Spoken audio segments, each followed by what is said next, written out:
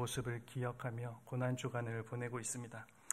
이 아침에 우리는 조금 특별한 장소로 함께 가보기를 원합니다. 그곳은 예수님께서 십자가에 달려 돌아가시기 전 마지막 모습을 기록하고 있는 현장입니다. 금요일 이른 새벽 총독 빌라도의 간저인 안토니아 성문 앞이 무리들의 목소리로 가득했습니다.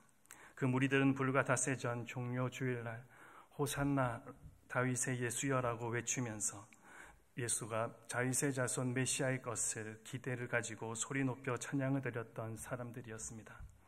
그런데 그들의 음성은 더 이상 소리 높여 찬양했던 그때의 상황과 같지가 않습니다. 호산나를 소리 높여 불렀던 사람들이 지금은 예수를 잡아 죽이라 소리 높여 외치고 있습니다. 가롯 유다의 배반으로부터 시작된 십자가를 향한 예수님의 길은 그렇게 시작되었습니다. 그리고 그 길은 아무도 함께하지 않는 가장 고독한 길이기도 했습니다. 15장 5절 말씀에 예수께서 다시 아무 말씀으로도 대답하지 아니하시니 빌라도가 놀랍게 여기더라. 아무 대답도 없으신 예수님의 그 침묵 속에 고독함이 묻어나오는 듯합니다. 아무도 예수님과 동행해주는 이들 없이 철저하게 혼자서 걸어야만 하는 그 길에 서 계신 예수님의 그 마음이 여러분도 느껴지십니까? 오늘 우리는 목격자의 증언을 통해 또 기록을 통해 예수님이 고문과 처형의 과정을 살펴보려 합니다. 예수님의 십자가 도상에는 다양한 부류의 사람들이 있었습니다. 먼저 제자들입니다. 평소 예수님을 따르며 예수님을 위하여 목숨을 아끼지 않겠다던 제자들이었습니다. 그런데 그들마저 예수님을 버리고 도망가 버렸습니다. 그들은 예수님을 따르는 일에 실패하고 말았던 것입니다.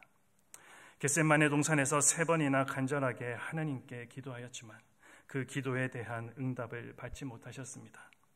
늘 교제하시며 도와주시던 하나님도 그 길에서만큼은 철저하게 침묵하셨습니다. 예루살렘의 분위기와 여론은 예수님을 완전히 등지고 있습니다. 예수님의 처형은 너무나도 마땅한 것이라는 생각이 지배적이었습니다. 오늘 본문 12절부터 14절까지 말씀을 보시면 너희가 유대인의 왕이라 하는 이를 내가 어떻게 하랴 소리 지르되 그를 십자가에 못 박게 하소서. 14절에도 더욱 소리 지르되 십자가에 못 박게 하소서 하는지라. 이런 험악한 분위기 속에서 제자들은 예수님을 변호하기에는 너무나도 무기력한 사람들이었습니다. 예수님의 십자가 길에 함께 나설 용기도 없었고 또 예수님을 적극적으로 나서서 변호할 능력도 없었습니다. 결국 제자들도 속수무책으로 예수님을 십자가에 못 박는 일에 참여한 자들이 되어버리고 말았습니다. 그리고 또 한 사람을 우리는 만나게 됩니다. 그는 성경 역사 속에서 4시간 정도 등장하고 가장 유명한 사람 중 하나가 된 바로 빌라도입니다.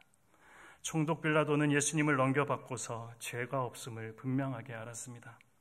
오늘 9절과 10절 말씀에도 그의 마음이 묻어나오는 것을 볼 수가 있습니다. 누가는 이 빌라도의 마음을 더 자세히 기록하고 있습니다. 누가복음 23장 14절과 15절 말씀입니다. 이 사람에게서 죄를 찾지 못하였고 그가 행한 일에는 죽일 일이 없느니라.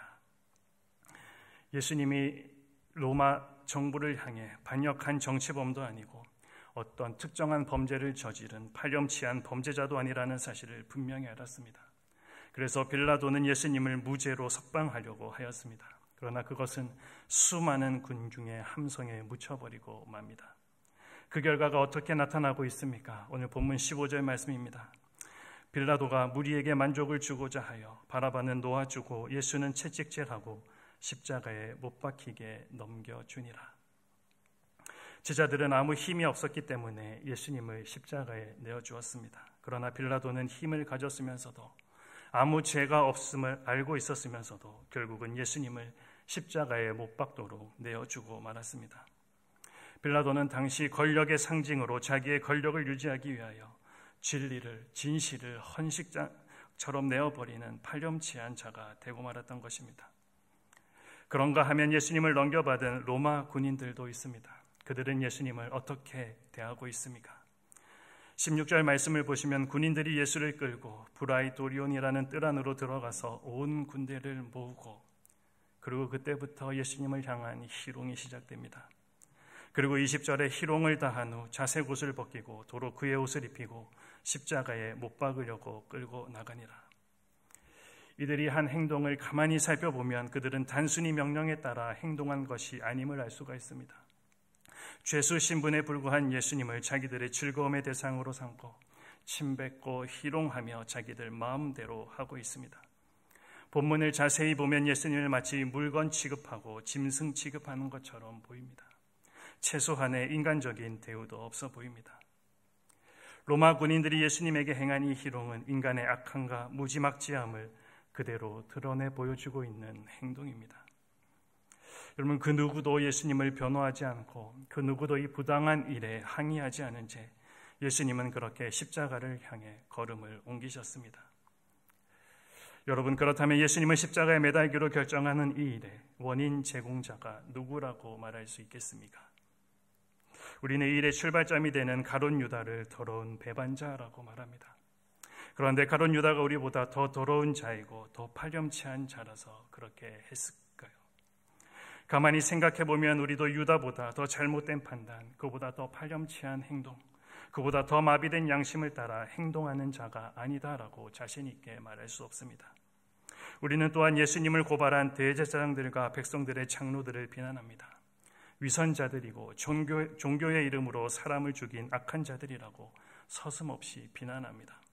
그러나 그들의 입장에서 볼 때 예수는 수천 년의 전통을 가진 자신들의 율법 종교를 하루아침에 무너뜨리려는 도전자일 뿐입니다. 그를 희생시킴으로 자신의 전통을 지킨다는 것은 너무나도 신성하고 중요한 의무가 아닐 수 없습니다. 우리는 또한 제자들을 비겁한 자들이었다라고 비난합니다. 어제 본문에 등장한 베드로를 우리는 너무나도 쉽게 판단합니다. 그러나 과연 예루살렘의 그 험악한 분위기 속에서 저와 여러분은 얼마나 용기 있게 예수님을 적극적으로 변호할 수가 있었을까요? 세상의 힘의 논리 앞에서, 세상 사람들의 시선 앞에서 우리는 용기 있게 나서서 그 불의를 지적하며 살아가고 계십니까? 몸을 사리지 않고 저항하고 계십니까? 저와 여러분에게는 이런저런 비겁한 모습들이 조금이라도 없습니까? 누군가는 이렇게 이야기합니다. 차라리 예수님을 몰랐으면 더 편했을 것 같다. 사실 어떤 때는 이게 우리의 솔직한 마음 아닙니까? 세상의 편안함과 예수님 안에서 감당해야 하는 그 고난과 아픔을 바꾸지 않겠다라고 말은 쉽게 하지만 그 말에 얼마나 책임 있게 행동하고 살아가고 있는지 우리는 우리 자신을 한번 돌아봐야 할 것입니다. 우리에게서 그런 모습을 발견하게 된다면 우리는 제자들을 비겁한 자들이라 쉽게 말할 수 없을 것입니다. 우리들 역시 제자들과 다를 바 없는 연약한 사람들이기 때문입니다. 오늘 마가는 누군가를 비난하려는 뜻에서 그들의 행동을 이렇게 상세하게 적고 있는 것이 아닙니다. 그것을 통해서 인간의 나약함과 비겁함 그리고 악함을 드러내고 싶을 뿐입니다. 그리고 결국엔 우리가 제자들과 더불어 빌라도와 군인들과 더불어 예수님을 십자가에 못 박도록 내어준 자들이라는 것을 깨닫게 하기 위함입니다. 예수님이 십자가를 지셔야 할 때 그 앞에 붙은 타이틀이 있었습니다. 오늘 본문에서도 2번 정도 등장하고 있는데 바로 유대인의 왕입니다. 하지만 우리 예수님은 유대인의 왕으로 영광스럽게 십자가에서 돌아가시지 않으셨습니다.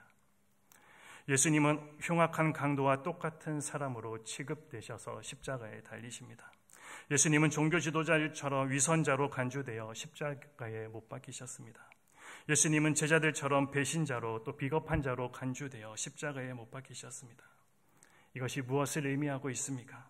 종교 지도자들이 십자가에 못 박은 것은 자신들의 위선입니다. 가룟 유다가 팔아넘긴 사람은 하나님의 아들 예수가 아니라 자신의 이기심이었습니다. 빌라도가 십자가에 못 박으라고 내어준 사람은 바로 자신과 같이 권력에 집착하며 그를 위해서는 수단 방법을 가리지 않는 자들의 모습을 박은 것입니다. 로마 군인들이 조롱하며 십자가에 못 박은 사람은 사려 없고 무자비한 폭력배와 같은 자신들이었습니다. 자신들의 죄를 정죄하고 십자가에 내어준 것이라는 사실입니다. 렘브란트라는 네덜란드 출신의 유명한 화가가 있습니다. 그는 신앙인으로 성경에 나오는 장면들을 많이 그렸습니다. 유명한 작품으로 세상의 빛이라는 제목의 그림을 그린 화가이기도 합니다. 그는 십자가에 관한 작품을 참 많이 남겼습니다. 그 가운데서도 그리스도의 십자가를 세움이라는 제목의 그림이 있습니다. 그림을 보시면 그리스도가 이 그림의 중심에 있지 않습니다. 그림의 한 중심에 십자가를 세우는 로마 군인들 사이로 베레모를 쓴 어떤 남자가 한 명 등장하고 있습니다. 그리고 그 남자는 그 군인들과 함께 그 십자가를 세우는 일에 함께하고 있습니다. 참 어울리지 않는 장면 같아 보이지만 모자를 쓴 사람은 다름 아닌 화가 자신이라고 합니다. 렘브란트는 자신이 바로 그 십자가 처형의 현장에 있었음을 표현하고 있습니다. 아니, 그 현장에 서 있는 정도가 아니라 아예 자신이 로마 군인들과 함께 예수님을 십자가에 매달려 올리는 그 일에 함께 했음을 표현하고 있습니다. 이 그림에는 화가 자신의 어떤 설명도 따로 붙어 있지는 않지만 우리는 그의 마음을 너무나도 잘 알 수가 있습니다. 바로 내가 예수님을 십자가에 매단 군인이요, 예수님을 십자가에 매달리게 한 죄인이라는 그의 고백, 그것이 그 그림에 담겨져 있었습니다. 그렇다면 저와 여러분의 고백은 어떻습니까? 오늘 우리는 예수님께서 십자가형을 선고받는 그 자리의 풍경을 함께 살펴보았습니다. 그 현장에서 벌어진 참혹한 장면들 사이사이에는 우리가 받아야 할 징벌들이 숨어 있습니다. 우리는 십자가 현장에 가까이 다가가면서 하나님께서 우리에게 베푸신 구원이 얼마나 놀라운가를 발견하게 됩니다. 십자가를 따라가면 결국 우리는 십자가의 가해자라는 사실을 깨닫게 되고 어느 지점에 내가 서 있는가를 다시금 발견하게 됩니다. 우리는 예수님의 십자가를 너무나 객관적으로만 생각하며 바라보고 있지 않습니까? 예수님을 십자가에 못 박으라고 소리쳤던 군중들 중에 내가 있었습니다. 예수님을 조롱하던 로마 군인이 바로 나 자신이었습니다. 난 2000년 전 그 현장에 육체적으로 있지는 않았지만 정신적으로, 영적으로, 도덕적으로 그 현장에 있던 무리들 속에 동참한 사람입니다. 우리는 이 모든 군중들과 함께한 공모자들이라는 사실입니다. 예수님이 왜 십자가의 길을 가셔야만 했습니까? 왜 십자가를 지셔야만 했습니까? 그것은 다름 아닌 나의 죄 때문입니다. 예수님께서 나의 죄 때문에 십자가에 달리셔야만 했다면 그날 그 군중 속에서 십자가에 못 박으소서, 바라바를 놓으소서, 저를 십자가에 못 박으소서라고 큰 소리쳤던 이 무리들의 현장, 그 무리 속에 저와 여러분이 있었다는 이 사실을 우리는 기억해야 합니다.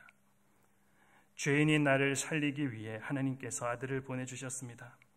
요한복음 3장 16절, 하나님이 세상을 이처럼 사랑하사 독생자를 주셨으니. 우리는 끊임없이 거절하지만 주님은 끊임없이 우리를 품어내시고 끌어안으십니다. 이 사랑 때문에, 이 은혜 때문에 우리는 다시금 십자가를 향해서 걸어나갈 용기를 얻게 되는 것입니다. 이 사랑에 근거하여 오늘 우리의 신앙이 더 이상 군중들에 휩쓸린 그 열기 속에 파묻힌 신앙이어서는 안 됩니다. 선택의 기로에서 양심의 소리를 외면하고 진실을 외면하고 불의를 선택하는 모습이어서는 안 됩니다. 우리가 다시 그 예수님과의 깊은 개인적 만남과 확신에 도달할 수 있어야만 가능하다는 것, 이것이 그날 그 십자가의 주변에 있었던 무리들이 저와 여러분에게 보내는 메시지입니다. 이 고난주간에 예수님께서 우리에게 원하시는 것은 그분의 고통에 대한 심리적인 동정이 아닙니다. 예수님께서 정말 우리들에게 원하시는 것은 십자가에 대한 감사의 눈물과 죄의 용서에 대한 감격의 눈물일 것입니다. 십자가로 가까이 가면 갈수록 인간이 얼마나 절망적인 죄인인가를 깨닫게 되는 것뿐만 아니라 동시에 하나님의 은혜가 얼마나 큰지를 우리는 발견하게 됩니다. 오늘도 우리들에게 허락해 주신 이 하루, 십자가 앞에서 내가 누구인지를 다시금 발견하고 십자가의 도가 하나님의 자녀들에게는 능력이 되는 놀라운 이 사실을 오늘도 삶 가운데서 경험하며 살아가는 은혜가 있기를 축복합니다. 아까 우리가 불렀던